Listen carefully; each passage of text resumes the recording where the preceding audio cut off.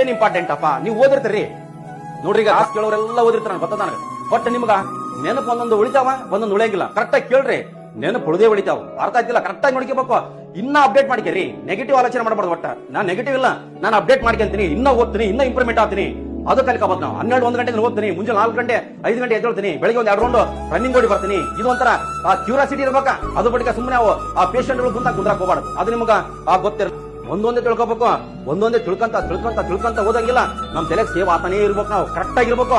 ನಮ್ ಹೆಂಗಿರ್ಬೇಕಂದ್ರೆ ಓದುವ ಸಂದರ್ಭದಲ್ಲಿ ಮನ್ಯಾಗ ನೆನಪು ಬರ್ತಿರ್ಬೇಕು. ಮನೆ ಕೂಲಿ ಕೆಲಸ ಮಾಡ್ತಿರ್ತಾರಲ್ಲ ಅದು ನೆನೆಸ್ಕೋಬೇಕು ನಾವು. ಅವಾಗ ಆಟೋಮೆಟಿಕ್ ಆಗಿ ಆ ಬುಕ್ದಾಗಿದ್ದಂತ ಅಕ್ಷರಗಳೆಲ್ಲ ಟಕ ಟಕ ಟಕ ಅಂತ ತಿಳಿಬೇಕಂತಾವ್. ನೀವು ಮನೆಯಾಗ ನೆನೆಸಂಗಿಲ್ಲ.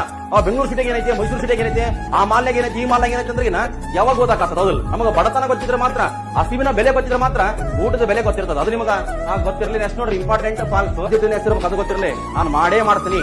ಅವ್ ಯಾವ ಇನ್ನೊಬ್ಬರು ನೋಡಿಕೆ ಸುಳ್ಳದಲ್ಲ, ಇನ್ನೊಬ್ಬರು ನೋಡಿಕೆ ಸಳದಲ್ಲ. ನಾನ್ ಮಾಡೇ ಮಾಡ್ತೀನಿ. ಅಹಂಕಾರ ಯಾವುದೇ ಕಾರಣಕ್ಕೆ ಇರಬಾರ್ದು. ಅಹಂಕಾರ ನೀವು ಎಂತ ದೊಡ್ಡ ಆಫೀಸರ್ ಆಗಿ ಅಹಂಕಾರ ಇದ್ರೆ ಏನ ವೇಸ್ಟ್ ಯಾವುದಿಲ್ಲ. ನಮ್ಗೆ ಅಹಂಕಾರ ಇರಬಾರ್ದು.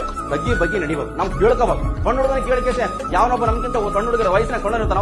ಅವನ ಹತ್ರ ಎಷ್ಟು ನಾಲೆಜ್ ಐತೆ ಯಾರಿಗೆ ಗೊತ್ತೌದು? ಅವನ ಹತ್ರ ಕಲಿಯಷ್ಟು ಬಹಳಷ್ಟು ಇವಿರ್ತಾವ. ಅವೆಲ್ಲ ಕಲ್ಕೋಬೇಕ್ರಿ, ತಿಳ್ಕೋಬೇಕು. ಅಹಂಕಾರ ಇರಬಾರ್ದು. ನಾನೇ ಶಾಣೆ ಅಂದ್ರೆ ನಾವು ಡೆವಲಪ್ಮೆಂಟ್ ಆಗಕ ಸಾಧ್ಯನೇ ಇಲ್ಲ. ನಾವು ನೋಡಿ ಓದ್ಬೇಕು, ನಯ ವಿನಯಿತಿ ಇರ್ಬೇಕು. ಅವಾಗ ಆಟೋಮೆಟಿಕ್ ಆಗಿ ಆ ತಲೆ ಒಕ್ಕಂತಾವ, ಇಲ್ಲಾಂದ್ರೆ ಒಕ್ಕಣಂಗಿಲ್ಲ ಸುಲಭವಾಗಿ. ಅದು ಗೊತ್ತಿರಲಿ. ನೆಕ್ಸ್ಟ್ ನೋಡ್ರಿ, ಸುಧಾರಣೆ ಆಗ್ಬೇಕು. ನಮಗೆ ಪಾಪ ಎಲ್ಲರೂ ಸೆಲೆಕ್ಷನ್ ಆಗಲಿ. ಹೌದು, ಎಲ್ಲ ಬಡ ಮಕ್ಕಳು, ರೈತರ ಮಕ್ಕಳಾಗಿರ್ಬೋದು, ಅಂಗವಿಕಲ ಆಗಿರ್ಬೋದು, ಇಲ್ಲ ಮಹಿಳೆಯರಾಗಿರ್ಬೋದು, ಬಡವರಾಗಿರ್ಬೋದು, ಎಲ್ಲರೂ ಸೆಲೆಕ್ಷನ್ ಆಗ್ಬೇಕು.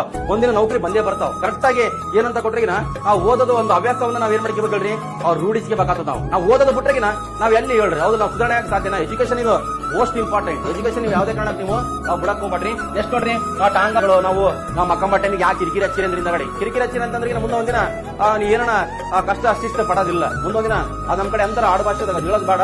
ಬಟ್ ಕರೆಕ್ಟ್ ಆಗಿ ಕ್ಲಾಸ್ ನೋಡ್ಬೇಕಂತಿಲ್ಲ.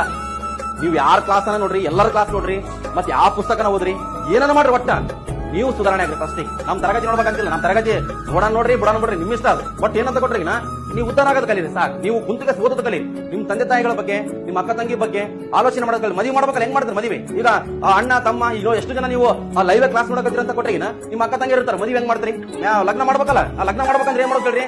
ಓದ್ಲೇಬೇಕೀಗ. ಕುಚ್ಚಿಗೆ ಗಪ್ಚುಪ್ ಕುಂತಿಗೆ ಎಂಜಾಯ್ ಮಾಡಬಾರ್ದು. ಓದೋ ವಯಸ್ಸಿನಾಗ ಓದೋದು ಕಲಿಬೇಕು. ಅರ್ಥ ತಿಳ್ಕೊಂಡು ಹೆಣ್ಮಕ್ಳಿಗೂ ಅಷ್ಟೇ ಓದ್ಬೇಕು. ನೀವು ನೌಕರಿ ತಗೊಂಡ್ರಿಗಿನ ಯಾರಾದ್ರೂ ಆ ವ್ಯಾಲ್ಯೂ ಬರ್ತದ? ಹೌದಿಲ್ಲ? ನಿಮ್ಗೆ ಆಟೋಮೆಟಿಕ್ ಲಗ್ನ ಪಕ್ಕ ಎಲ್ಲ ಆಗ್ತದ. ಎಲ್ಲ ಏನು ತಂದೆ ತಾಯಿಗಳ ಕನಸೈತಲ್ಲ ಅದು ಆಟೋಮೆಟಿಕ್ ನನಸಾಗಿಬಿಡ್ತದ ಅಂತ. ಸರಿಯಾಗಿ ನೀವು ಕುಂತಿಗೆ ಓದೋದು ಕಲಿ ಬಹಳ ಇಂಪಾರ್ಟೆಂಟ್ ಐತೆ. ನೋಡಿ ಸಿಸ್ಟಮ್ ಅಂತ ನೀವು ನಿಜೆ ಬರಕತ್ತದ ಅಂತಂದ್ರಿಗಿನ ಮುಂದೆ ಒಂದಿನ ಐತೆ ಅಂತ ನೀವು ಮುಂದ ಆ ಕೊಂಕಣದ ಕೂಸ್ ಪಾಸ್ ಹೊತ್ಕೊಂಡ್ಕೆ ಓಡಾಡ್ಬೇಕತ್ತದ ಮುಂದೆ ಹಾಸ್ಪಿಟ್ಲಿಗೆ. ಯಾವಾಗಂದ್ರೆ ಮುಂದೆ ಒಂದಿನ ಇನ್ನ ಈಗಲ್ಲ, ಇನ್ನ ಸ್ವಲ್ಪ ಕಷ್ಟ ಬರ್ತಾವ. ಅದು ಗೊತ್ತು. ನಿದ್ದೆ ಬರೋ ಟೈಮಿಗೆ ನೆನೆಸ್ಕೋಬೇಕು. ಅದು ಗೊತ್ತಿರಲಿ ನೋಡಿ.